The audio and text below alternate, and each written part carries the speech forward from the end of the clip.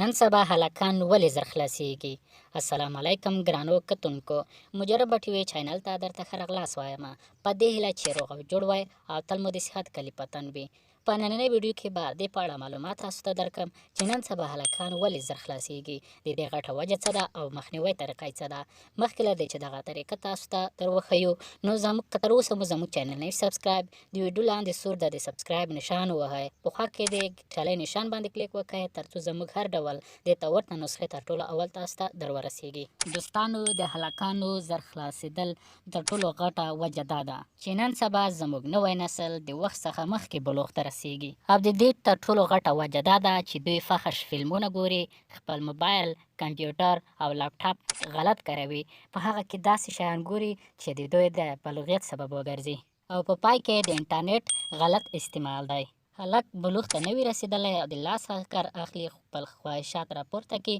همداشان په دې سره بلوغیت ته ځان ورسوي چې په دې سره د خاص اندام ټول رګونه سست شي، د عضلات سست شي او د انسان په بدن کې چې کوم د خواهشاتو مرکز ده د وخت څخه مخکې فعالیت شروع کړي، چې په دې سره کله چې دی واده وکړي نو په دې وخت کې زر خلاصېدلو ته رسیږي چې په دې سره د ده مقابل طرف پارټنر هم خوند نشي اخیستلی، هم ترې ناراضه وي، دی هم د دې ستونزې څخه خفه وي او خوند نشي ترې اخیستلی، ځکه چې په زر خلاصېدو مشکل باندې اخته شوی وي. کوم کسان چې د واده څخه مخکې د لاس څخه ډېر کار اخلي، په لاس سره ځان خلاصوي، دا کسان چې کله واده وکړي دوی به اولاد هم نه کېږي، همداشان پښې به یې هم رپېږي، د دوی نظر به هم کمیږي او د دوی حافظه به هم کمیږي، د دوی په ملا باندې به هم درد راځي. کوم کسان چې د لاس څخه ډېر کار اخلي په دې ستونزه ډېر اخته کېږي، هغه کسان چې د لاس څخه ډېر کار اخلي او په دې وخت کې د خاص اندام څخه یې وینه روانه شي، نو په دې وخت کې د سیستم به ټول غیر فعال شي او دی به مکمل اجرا شي. د خاصو اوبو پر ځای به د خاص اندام څخه وینه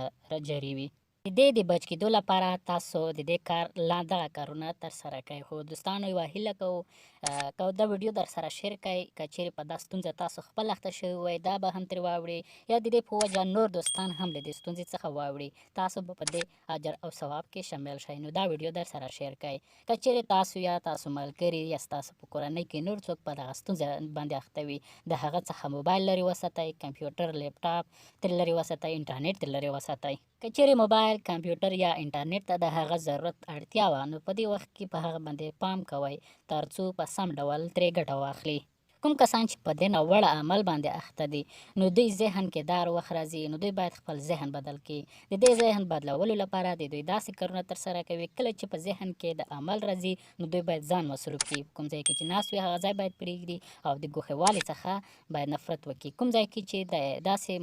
موقع د طلا په لاس ورځي چې هلته ګوښه ژوند غوره کوي نو د دې څخه دې ډډه وکړي. دا طریقه کولی شي چې په دې سره د غلط د ذهن جوړ شي. دوهم، که چیرې تاسو په صحیح طریقې سره الله تعالی عبادت شروع کړئ، صحیح لمونځونه شروع کړئ، 5 وخته سم ډول سره الله تعالی ته عبادت کوئ، په دې سره مو ذهن جوړیږي او دې ناوړه عمل څخه اوړئ او دا ناوړه عمل مو هیڅکله په ذهن کې نه راځي. یعنې هر وخت په اوداسه سره ګرځئ او 5 وخته لمونځونه په خپل وخت کوئ چې په دې سره به د ناوړه عمل څخه واوړئ. چیرې مو ویډیو خوښه شوې وي در سره لایک یې کړئ، که کومه پوښتنه لرئ کمنټ یې کړئ او دا ویډیو در سره د ثواب په نیت شیر کړئ ترڅو تاسو او تاسو نور ملګري هم له دې ناوړه عمل څخه بچ شي. د ویډیو کتلو څخه